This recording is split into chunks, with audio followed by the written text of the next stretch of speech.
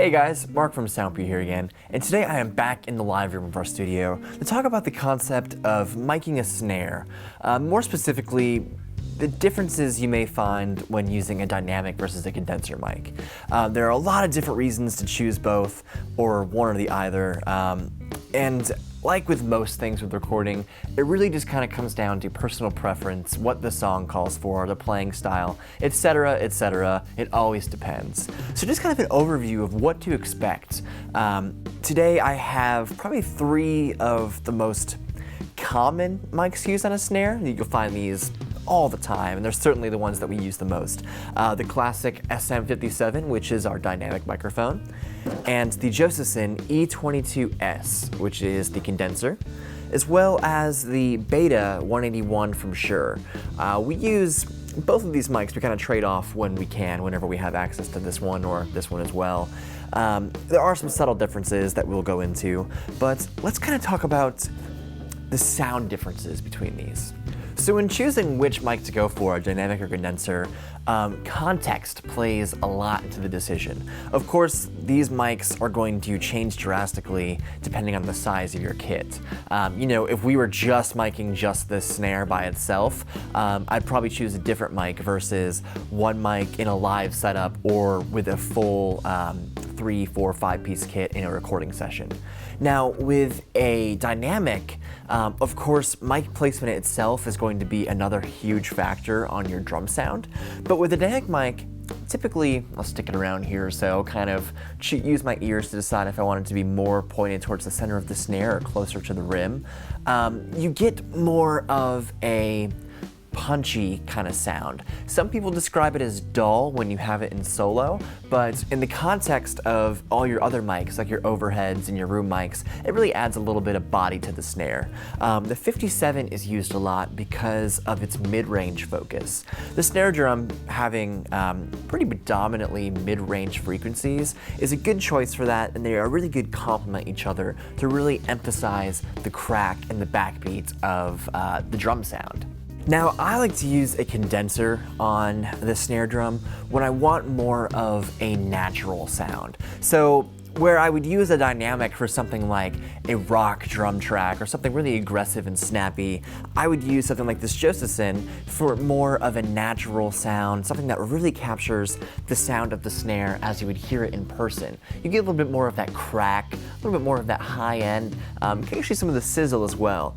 And again, mic placement will play a huge factor on that drum sound, but I tend to just get a lot of more information from the condenser. And that's just because inherently condensers are more sensitive and give you more of that information to begin with. So I find that using a microphone like this, which actually has a tighter polar pattern, really lets you focus on the snare. And since it is super cardioid, or using another condenser that is more of a focus pattern, you really don't have to worry too much about picking up the rest of the kit. Bleed does not become as big of an issue when you think of the word condenser because it can be very focused and very punchy. Another trick that people use all the time is actually miking the top and the bottom of the snare. Now, we don't have an audio sample for that in this video, but oftentimes you'll see people stick a dynamic mic on top and then a condenser below to really get the sizzle and snap of those bottom snares. Personally, I find that when I solo the bottom snare mic, it makes my skin crawl and I can't stand just the snare rattle. But again, in context, it really adds that brightness, that thwack, that snap, crack, any adjective you want to use that really just makes the snare sound like a full picture. Now, I did bring up this Beta 181. This is just another example of a condenser mic that we use a lot on the snare.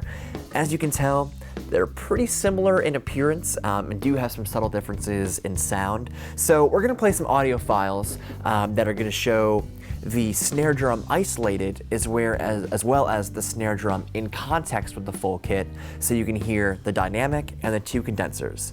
I definitely recommend, after checking out this video, go ahead and download the files. We'll shoot them over to you just so you can kind of play around with them for yourself, really hear them in the high-res format, and just kind of see what we're talking about in this video. So check it out.